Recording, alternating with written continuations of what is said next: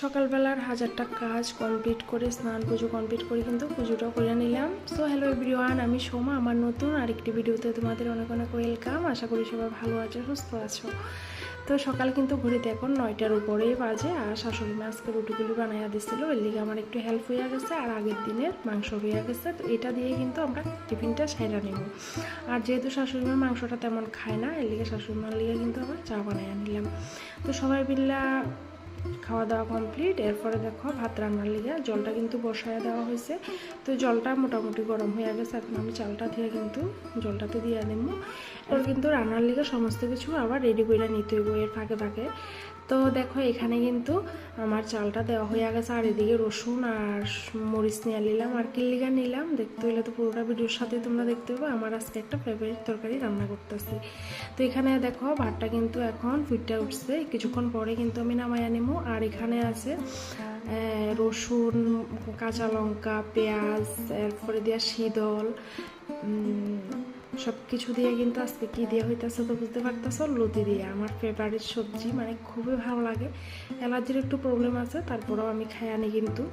তো যাই হোক, এখানে আজকে লতি দিয়ে কাঁঠালি বিচি দিয়ে কিন্তু শুটকি দিয়ে করবো। তো কাঁঠালি বিচিটা একটু ভাপাইয়া নিয়ে নিলাম, তো নিয়ে এখন কিন্তু একসাথে দিয়ে দেবো। তো এখানে দেখো মশলাটা কিন্তু পুরোপুরি কষানো হয়েছে না, সবজিগুলির সাথেই কিন্তু মশলাগুলি কষানো হয়ে যাব।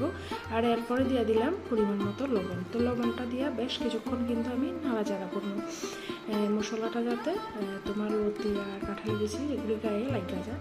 তো এখন দেখো আমার কিন্তু সুন্দর করে ঢাকা, এরপরে দিয়ে কিন্তু লাইরা ঢাকা দিয়ে দিচ্ছি। আর এদিকে ভাতটাও নামাইয়া নিলাম।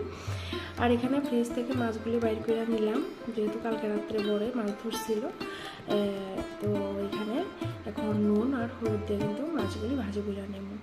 তো এখানে নুন হলুদ মাখা হয়ে গেছে, তো এখন এক এক করে মাছগুলি দিয়ে দিতেছে। আর এটা কী মাছ বন্ধুরা যদি জানো অবশ্যই কমেন্টে জানাও, যে মানে গোটা মাছটার কথা বললাম। তো যাই হোক, এখানে কিন্তু আমার মাছ ভাজি কমপ্লিট হয়ে গেল। ওই মাছ ভাজি তেলটার মধ্যেই আর একটু তেল দিয়া তোমার কালিজিরি ফোড়ন দিলাম, এরপরে দিয়ে দিলাম পেঁয়াজ। আর এখানে আজকে ঝিঙে, বেগুন, টমেটো, গাছের কাঁকরোল সব কিছু মিলিয়ে কিন্তু আজকে মাছের সবজিটা রান্না করবো, একদম তরতাজা সবজি। কাঁচা লঙ্কা, জিরে গুঁড়ো, ধনে গুঁড়ো দিয়েই কিন্তু আমি কষায় নিলাম। আর এদিকে দিয়ে দিলাম বাবাইরে ভাত, আর ওনাকে সকালের ভাতটা দুধ আর তোমার আম দিয়ে খাইবো। আর এখানে কিন্তু আমার রান্না বান্না কমপ্লিট। রান্না হওয়ার কিছুক্ষণ পরেই কিন্তু আমার শাশুড়ি মাও আয়া পড়ছে।